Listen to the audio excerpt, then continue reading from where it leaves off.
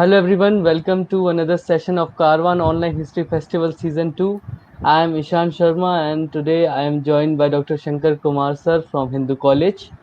He joined Hindu College as an assistant professor in the Department of History in 2006, and one of his principal areas of interest is the history of Indian medicine. Today he is going to give a lecture on early Indian medicine and appraisal. So over to you sir and welcome to the show. Thank you, Ishan, for inviting me over again. You have given me this platform to interact with history buffs, I should say, uh, earlier as well. And this time around, we are speaking on or trying to discuss something around early Indian medicine. And this particular theme has come in for special focus because of the unending pandemic for the last 7 months or so that has troubled not only our country but even the most advanced of the countries the world over. And every day we are keeping track of the toll, the rising numbers and so forth, waiting for the curve to flatten and go southwards. That's not happening. At least in Delhi, we have some inkling of that happening. So on this kind of a backdrop, I think it's very topical to try and have a grip over some of the fundamental tenets of what constitutes early Indian medicine, or what we popularly understand as the Ayurveda. Uh, I, being a history student, would not be talking more about the therapeutic aspect of its formulations and prescriptions, but would be talking more about some of the presumptions and thought processes that went into crystallizing the etiology, the materia medica, the methodology of Ayurveda as such. And over a period of time, it got canonized. Over a period of time, it got systematized into a very teachable curriculum like thing, or it got standardized in the writings of what we understand as the classical texts of the big three of Ayurveda: Charak, Shushruta, and Vagabhat. Vagabhat essentially comes later, 7th century AD, and he basically gives you a very synoptic kind of more readable account of Charak and Shushruta. So it's a self-acknowledged kind of a thing that Vagabhat does, which is very rare in ancient Indian texts, that an author acknowledges the previous authors in very tangible terms, and becomes very modest in just saying that basically he is trying to present Charak Samhita and Sushruta Samhita in a very readable form.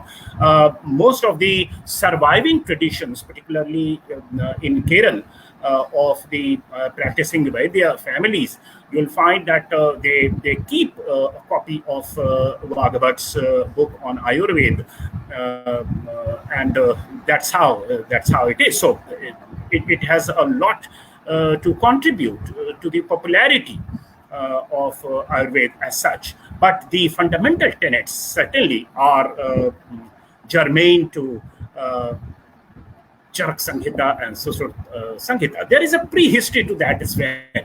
And all of us know, I mean, if we sequentially try and understand the growth of our concern with health and so forth, we find that, of course, leaving aside the Harappan situation, for which we only have archaeological records, and that too, in terms of medicinal records, there are very few. Some of the skeletons have been studied with respect to pathological state of their teeth and skull, and some malarial infections, possibilities of that. Sri Ratnagar has written about it and so forth. Barring that, if you come to the Vedic texts, we find that as is the trend elsewhere, there is an emphasis on the magico-religious component of curing and healing.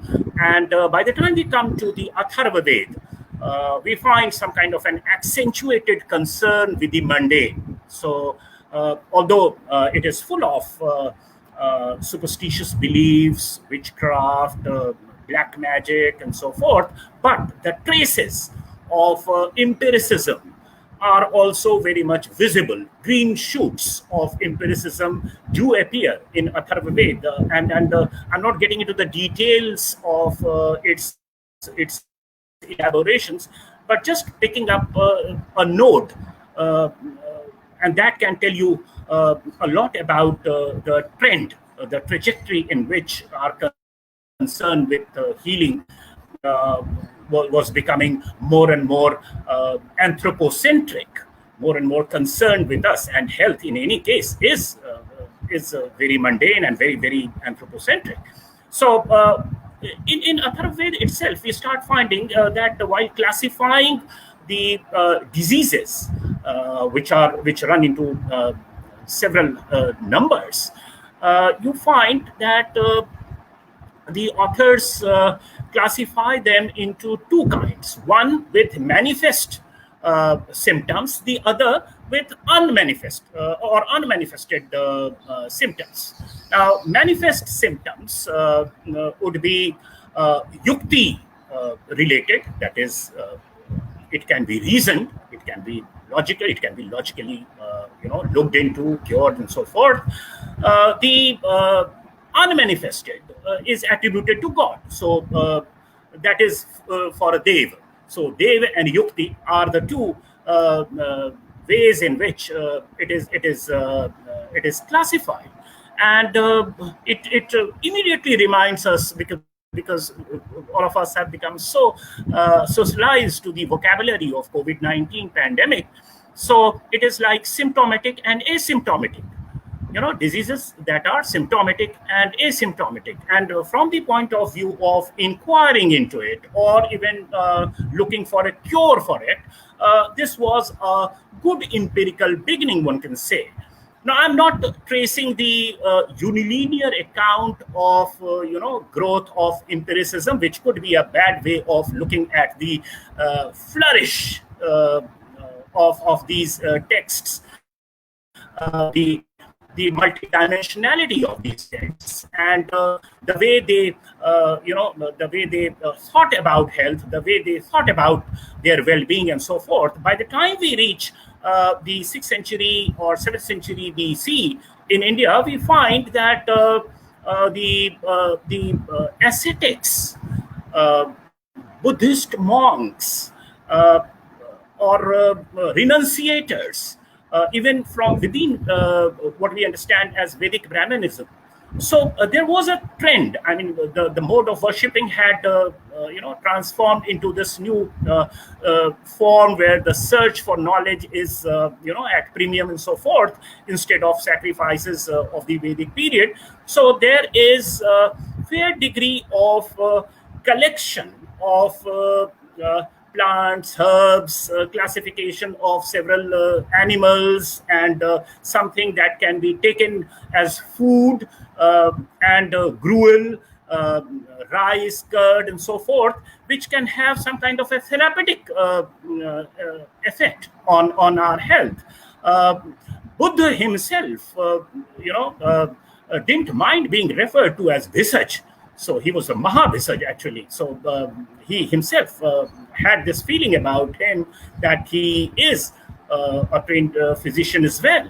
And he had a cure for quite a few things on account of his knowledge about the materia medica and particular pharmaceutical or some kind of herbal formulations and so forth. Now, if you look at these Buddhist records and so forth, and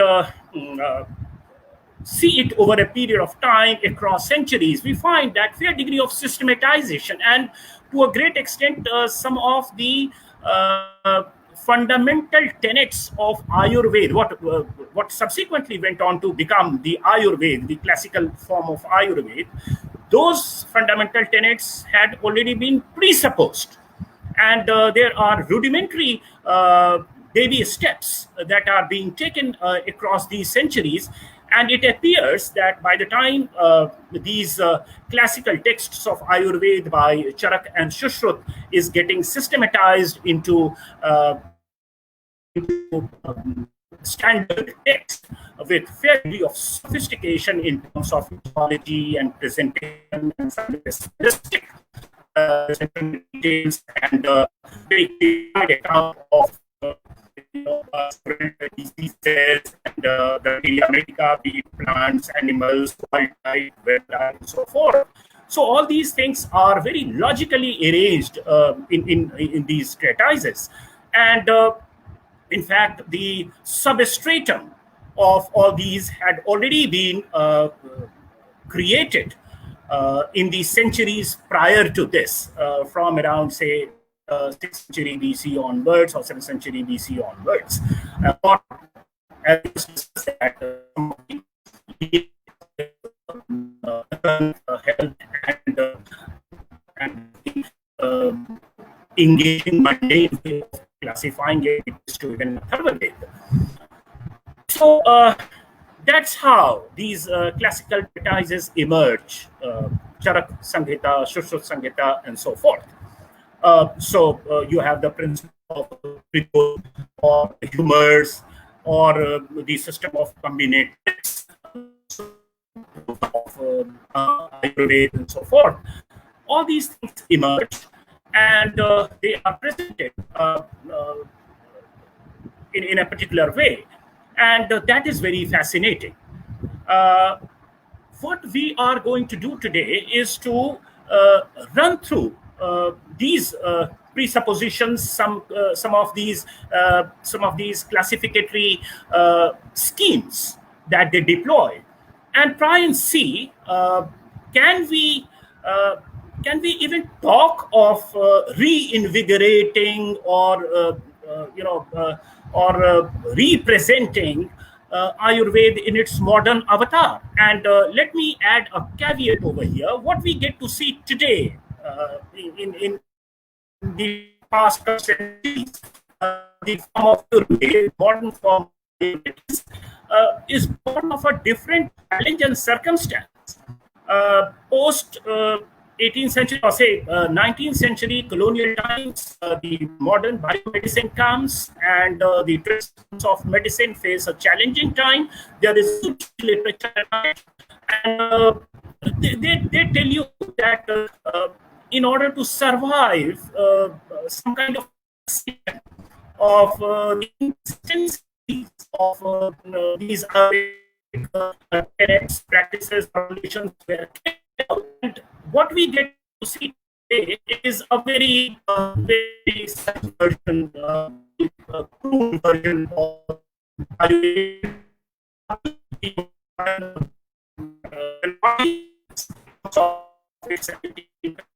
reception.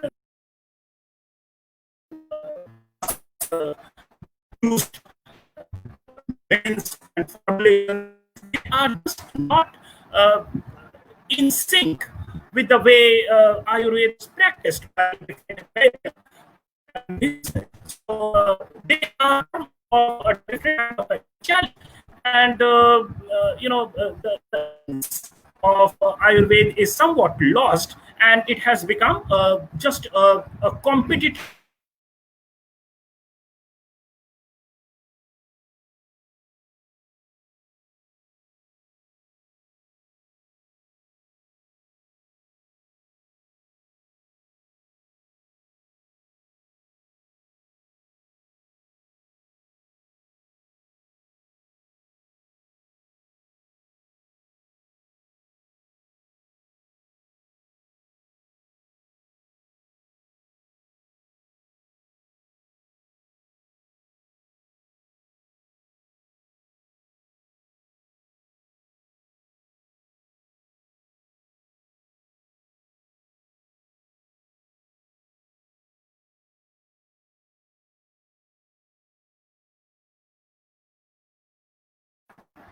Okay, I think I'm back. So let's pick up from where we had gone off, and that was that the modern form of Ayurveda, and that is why scholars at best use a term that is Navya Ayurveda, Neo Ayurveda. So the form of Ayurveda that we are getting to see over here in our present times is Navya Ayurveda, which is quite different from the pristine form of Ayurveda, or Ayurveda in its dynamic form, the way it survived and negotiated with the challenges in the pre-colonial times. So, coming back to some of the classificatory schemes used in these Ayurvedic texts, I would say that, it is about us. It is about longevity, and that is what Ayush as a word, as a term means. So it is the art or science of increasing one's longevity, and therefore quite a few things which are over and beyond our body as such, the human physiology as such, they are also very much a part of this. So social norms, etiquettes, aesthetics, uh, uh, taste, gustatory aspect of food, and so forth, they all come in as a major chunk of discussion in these texts. And today we have a very tight, I would say, not a very sophisticated definition of science, where we say that, okay, this is not so scientific because it talks about these aspects. That's not true. If you read some of the good works on what constitutes science, for example, Thomas Kuhn, he would tell you that paradigms keep changing over a period of time, and the best way to understand the scientificity of a major proposition of health or physical sciences, otherwise, and so forth, is its acceptance and and uh, the committee of thoughts in which it survives. So if you compare the Ayurvedic tenets with its Greek counterpart, with its Chinese counterpart, the contemporary Chinese and Greek counterpart at that point of time, quite a few things appear very, very similar. So there is the idea of crasses, Hippocrates. There is the idea of insomnia, the equilibrium idea, and all these things are very much there in Ayurveda as well. And we have some aspects of it present in the Chinese and Egyptian healing practices, traditional healing practices also. You have the concept of arriving at a correct mean, and practicing moderation in terms of food, sleep, sex, everything.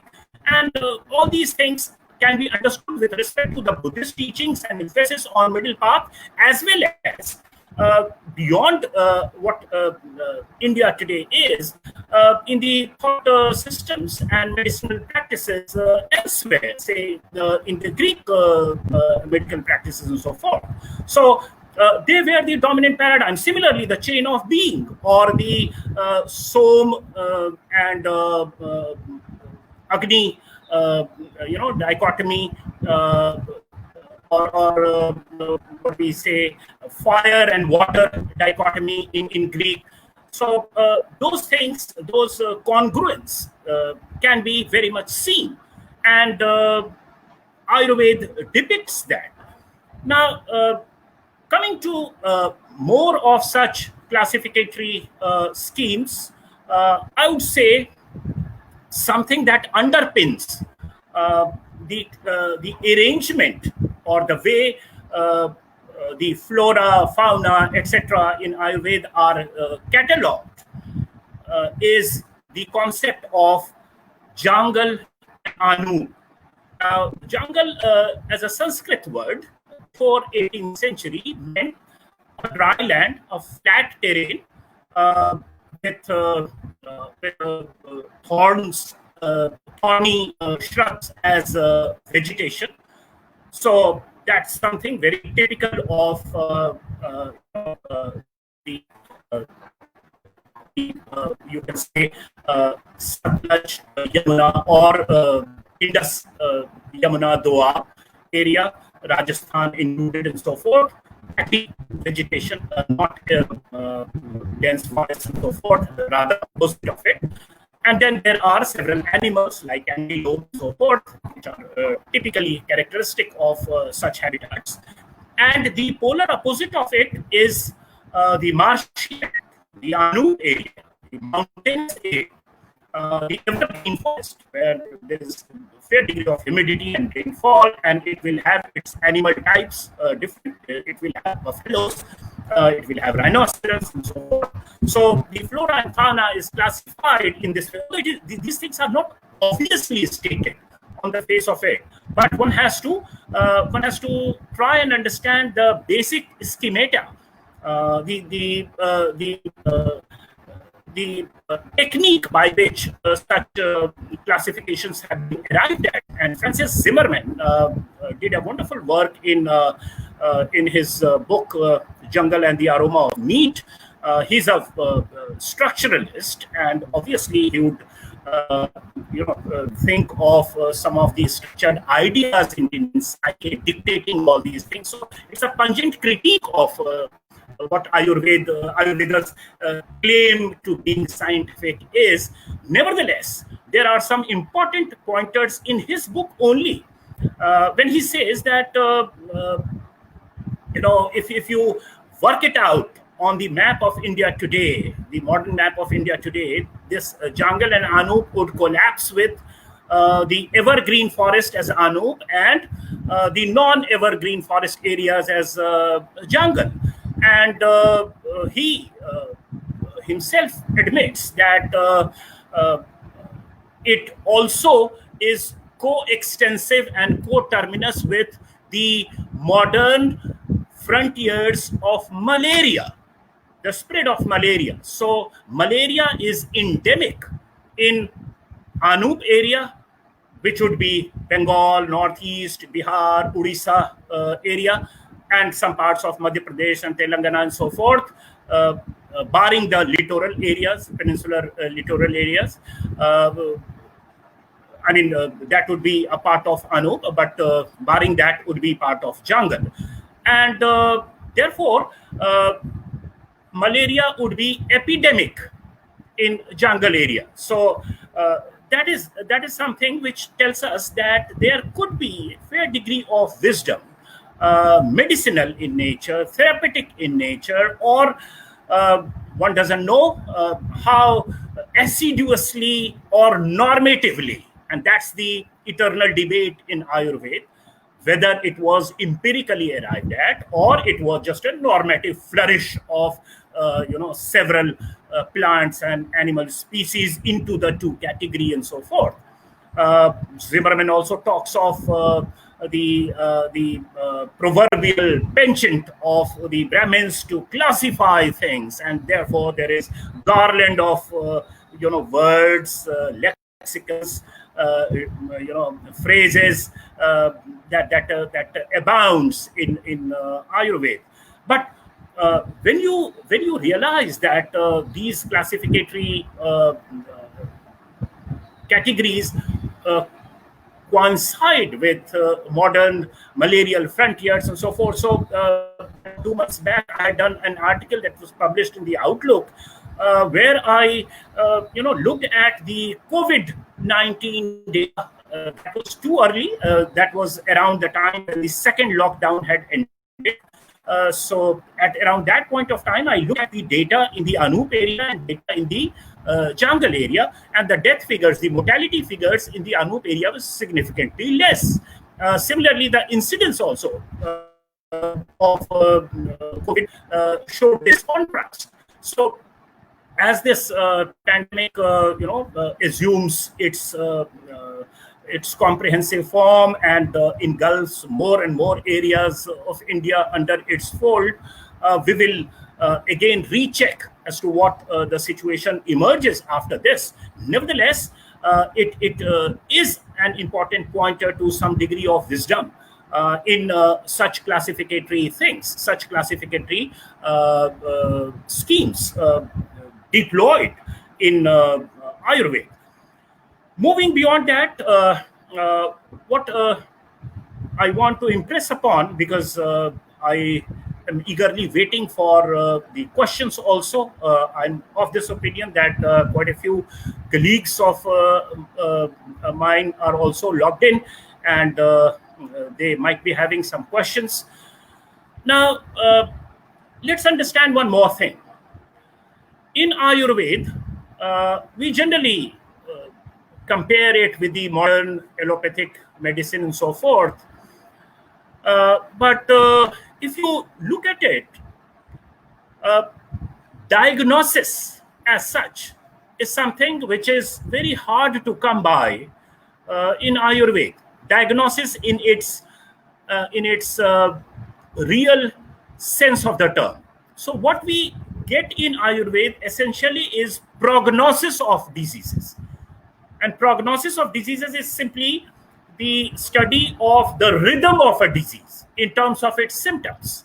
This is something that the epidemiologists today are doing precisely. So epidemiologists today are not getting into the medicinal aspect of COVID-19. They are simply tracking the growth and spread and coming down or flaring up of COVID cases, the fatalities associated with it, the rhythm of it, the rhythm of the movement of the disease. So similarly, in Ayurveda, what you get to see is that the Ayurveda acharyas are mostly engaged with the tracking of the course of the disease. And obviously, one can understand, in the absence of the understanding, a very tight understanding of human physiology and anatomy in those times, this is what they could have resorted to. Even in Europe, it took almost the arrival of Renaissance and centuries succeeding it, 16th, 17th century, when you have that kind of, the essential obstacle was done away with, and empiricism could be arrived at. You have Harvey, you have several other, techniques by which one could dissect a human body and, get to know about the physiology of human body and so forth. That is something that we don't find in Ayurveda, and quite reasonably so, because nowhere on earth, people were doing it. So that is a major thing that we should keep in mind, because we get into this tendency of trying to bring the modern medicine and juxtapose it with the traditional medicine like Ayurveda, or traditional healing system like Ayurveda, and try to borrow things and try to improve things in that way. But one has to understand that if the major presuppositions, or if they begin with points of departure that are more fundamental in nature, these things will not do. I have spoken to some of the authorities on Charak and Shushrut. One is Dr. Veliathan, and he's a heart surgeon. And I asked him in one of the seminars at INSA, International Science Academy, that to what extent does one see the success of actually seeing the veracity of Ayurvedic formulations in terms of its chemical or biochemical efficacy from the modern parameters. And then he said that, well, such attempts have been made, and it has not yielded very good results, very satisfactory results. And he says that this is a flawed way of probably going about it, because again, he refers to the same Navya Ayurveda thing and so forth. And he says that Ayurveda in its essential practice was not designed for mass medicine and so forth. and the techniques are very personalized and they are very holistic. They are geography dependent. They are dependent on the expertise of the individual Vaidya, and one size fit all kind of a technique that modern biomedicine has. That is something which is not perhaps compatible with the Ayurvedic technique and formulations and so forth. So that is one thing that we should keep in mind, that diagnosis and prognosis, differentiation that separates the two crafts. Alongside that, since in the absence of very precise knowledge about human anatomy and human physiology, how do we go about visualizing the central functions of human body and cure of ailments and so forth? So the world over, even across India, in Greece, in China, in Egypt, we have cosmological imageries that serve as some kind of a guide to understand human physiology, to understand working of human body. So, for example, I'm just picking up some of the words from Ayurveda. What's the word for cooking? Now, Sanskrit word for cooking is pach, right? And what is the Sanskrit word for digestion? Again, pach. And that tells you, apart from several other similarities, it tells you that the imagery of digestion of food in human body is modeled on cooking of the food, the imagery of cooking of the food itself. Now, what happens is that the ingredients are mixed. The ingredients of food constituting our cuisine or so forth, they are mixed in a particular way, and then they are cooked with fire, right? And fire is what? Agni.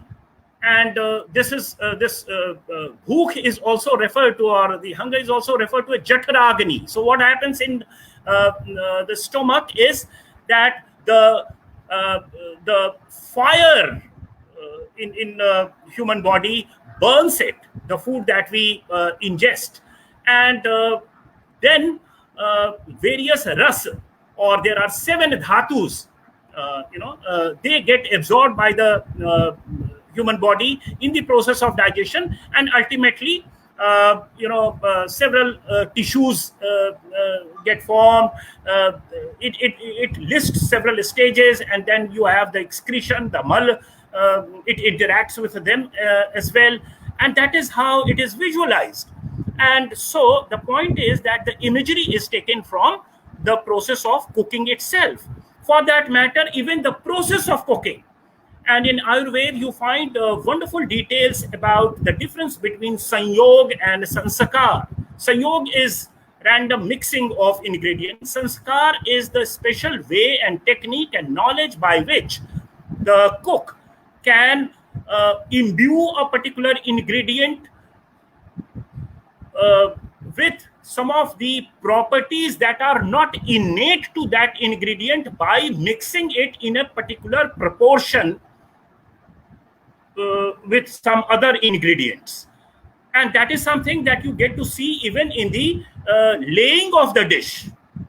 For example, if you go to South India, or for that matter, even in North India, at the center of the plate, you have the cereals. It could be rice, it could be bread, depending on whether you are in Punjab or Bengal or South India. Around it would be the seasonings, that is Vyanjan.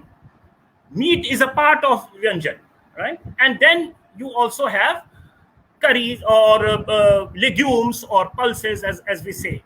And that is the way it is laid out. These imageries are very instructive in understanding some of the major conceptualizations of Ayurveda. Muhlenfeld has done a brilliant work on this, cooking the world and so forth. And similarly, the Som or sun moon dichotomy, that you have the soil on which the plant grows. The plant absorbs the ingredients from the soil, the essence of life.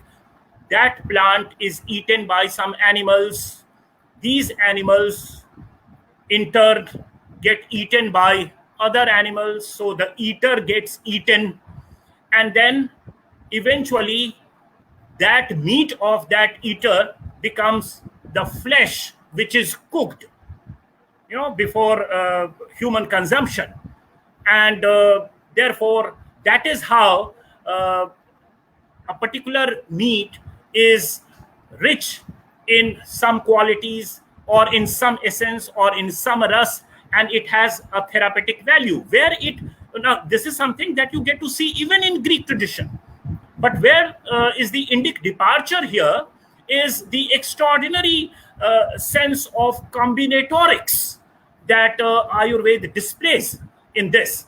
So you have a huge reservoir of flora and fauna, and Kenneth Zayas has done a wonderful work on this, which is around the time that I just spoke of ascetics and renunciators, around the time of the Buddha and so forth.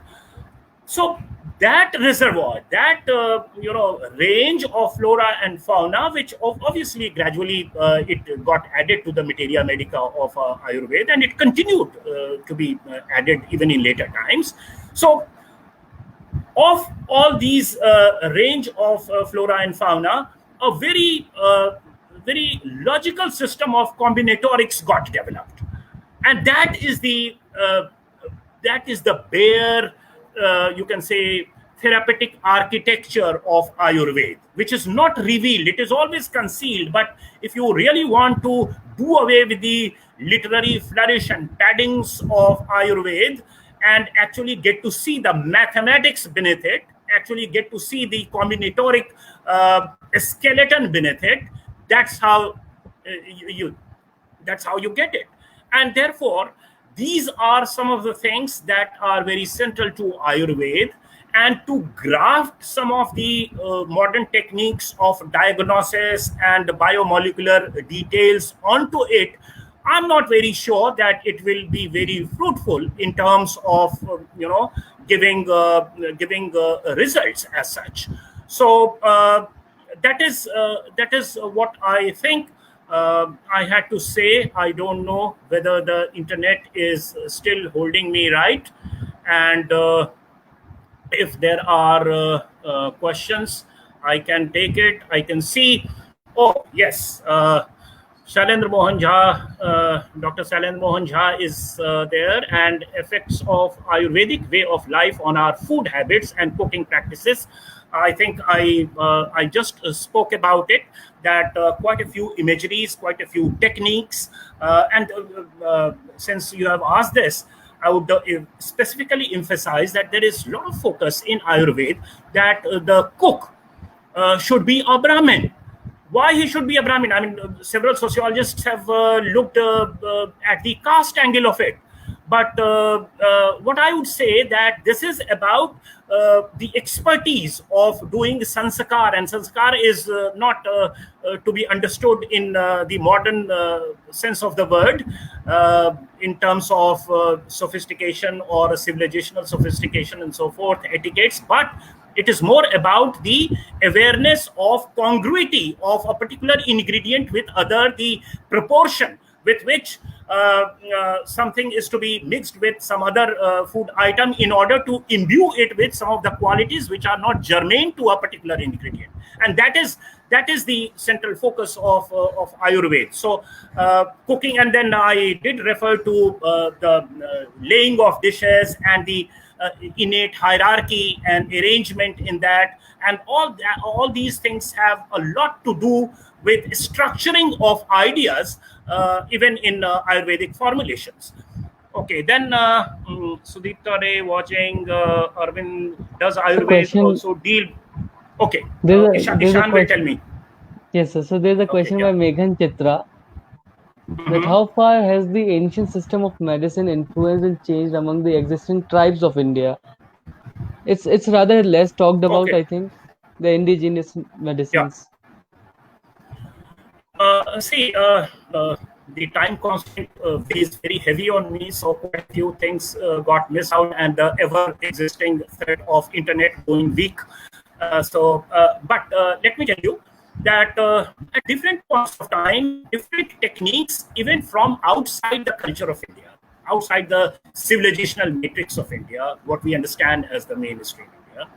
For example, the use of metal compounds, mercury, into Ayurveda. Today we think that it is very much germane to Ayurveda. It has been there ever since. But the Sanskrit word dhatu is used in a different sense in Ayurveda. It has more to do with tissues, right, rather than metals. And this practice of using metal compounds as Ayurvedic formulations happened only after 10th century AD. Similarly, the use of opium as some kind of a cure to diarrhea, as well as its usage as an aphrodisiac. So all these things happened probably after the advent of the Turkish or the Islam here in India, right? And its depiction is very much visible in that film. For Ranveer Singh, what was that? Padmini. What was that? Okay, so quite a few practices or Nari Pariksha. This is again, you go to any Ayurvedacharya, and the first thing they catch hold of is your Nari in order to understand the rhythm of you, the health of your body in terms of kapha, vayu, pitta, and so forth. Now, Nari Parikshan, you will not find in Charak or Sushrut. It's a late addition. So, at different points of time, different techniques have got added to it. Different techniques from outside the mainstream Indian culture have got added to it. And I'm sure that several indigenous tribal medicines have also, and techniques have also got infused into it. But it's a dynamic practicing craft. It never got stagnated in India as such. Till it completely rechristened itself, canonized itself in the So colonial even times. so even Yeah, Vagbhatta emphasized on the importance of revisions in accordance to continuing changing context, like there's yeah, this that's what. thing that yuga naroop sandarbho vibhagen karishyate. Revisions Exactly. are So necessary. revisions are very essential, and I mean, any dynamic practicing craft cannot survive without revisions. Any dynamic practicing language cannot survive without giving and taking and so forth. So that goes without saying that if it is a surviving craft, if it is a surviving discipline, it's not decadent, it's not ossified, it's not stagnant, then obviously that give and take will happen, and that's happening across time. I just gave you some examples, and Ishan added to it in terms of what Bhagavat specifically has to say about it. So that's very much there. Yeah. Any There's other a question? question by Narottam Vinit sir. Do you also Hmm. find some kind of convergence between logic and cuisine sort of things in ancient Indian medicinal traditions? It's very much there. I just alluded to it. Logic and cuisine constitutes a chapter in Zimmerman's book. I also referred to Belt's work, Cooking the World, and so forth. Uh, you know, Imageries have to be resorted to. If you don't have direct access to human physiology, if you are not dissecting dead bodies, then you have to understand things as per imageries, and this is something that we do in physical sciences even today. For example, one has to understand working of the universe. How do we know this? We have not seen it. We don't have any equipment by which we can have a full view of of the universe. How does it's very interesting. Good that Vineet has asked this question. you know uh, look at how Aristotle looks at acceleration. He knew about acceleration, that there is something called acceleration which is over and beyond speed. So rate of change of speed is something that we understand acceleration as today. But Aristotle did not understand it. Aristotle could not, put forward the concept of acceleration in this precise, numbered ways, reduced ways, rate of change. He could not say. So what he does, it is the intensity of changing intensity of speed, just like a color. And he gives you example that what do you do if you encounter red color and another color which is more red than the red color? So Yes. what do you say? What is the nomenclature that you use for that? You say that it is more intense red, or it is more light red, that kind of thing. So he visualized acceleration as intensity of speed, and it took Europe the popularity and advent of numbers, to which India had a great role to play in terms of what we understand as Arabic numerals actually are Indic numerals, right? And so once that got popularized, it was not just possible before 15th, 16th century to have enunciated something in mathematical formulation as precise as acceleration in terms of rate of change of speed. So quite a few things one has to historicize in its context. And once we pull it out of the context and start looking at it from the prism of 21st century sophisticated diagnostic access to quite a few things, and then we make a short work of that's not the way. Look at the contemporary times, look at the contemporary reigning ideas. That is why I referred to Thomas Kuhn. Okay, so I think There Aditi is. has okay, yes. Do Do we we find the find word Ayurveda in the ancient sources, or is it a modern homogeneous construct? If so, what is the word used for the science of healing? no, but in these classical texts, of course, this word Ayurveda appears. It certainly you can, as I just said, that the substratum, and very significant substratum, not only in terms of some of the techniques but also the materia medica of what went on to become Ayurveda by the turn of the common era through these treatises.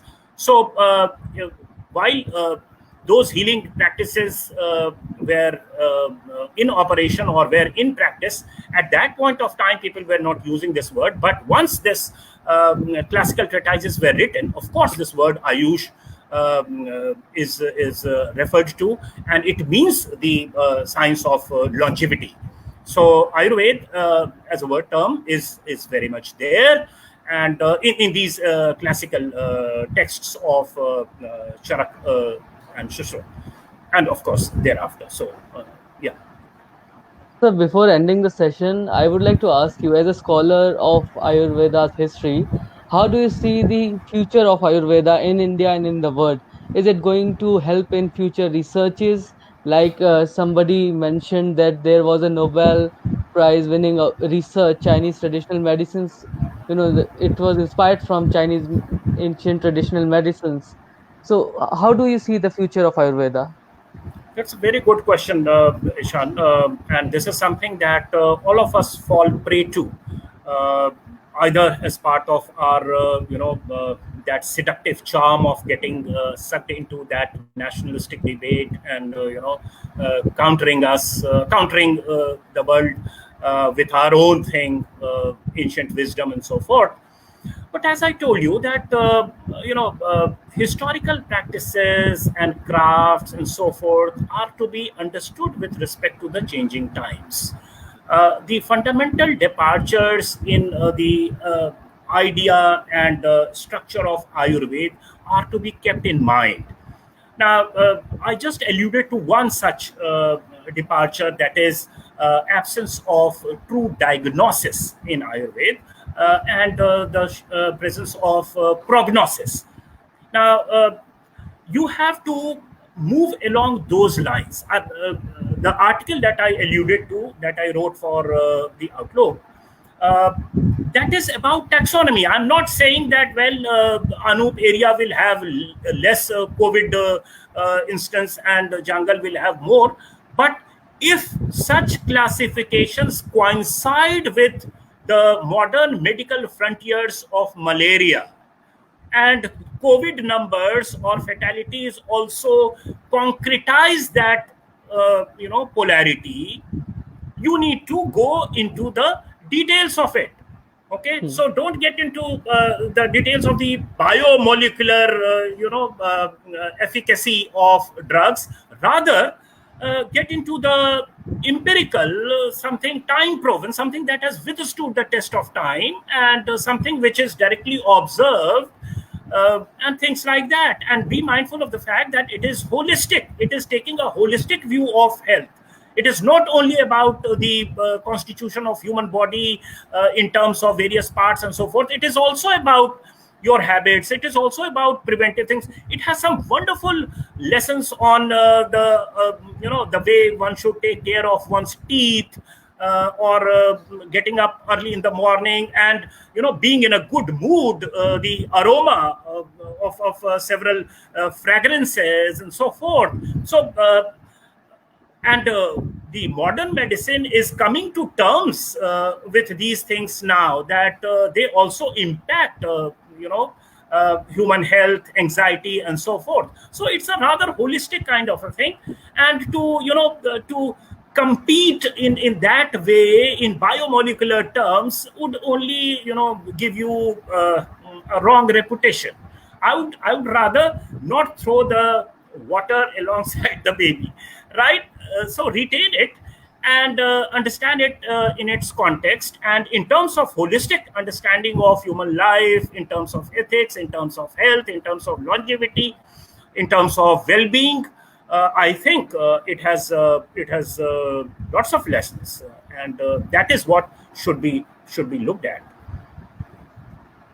Very much, sir, Any for more? your wonderful lecture, and Okay, I it was think very Braj Kishore, enriching. I just get to see Braj Kishore, a friend of mine, has referred to Padmavat. I was, searching Yes, for sir. that word, Padmini, that thing, while talking about that opium and so forth. Yeah, it's Padmavat. Yeah. Thank you, Braj. Okay. So thank you very much, everyone who joined us live this evening. It was such an honor to have sir with us for another session. Thank you very much, sir. Thank you, Shan.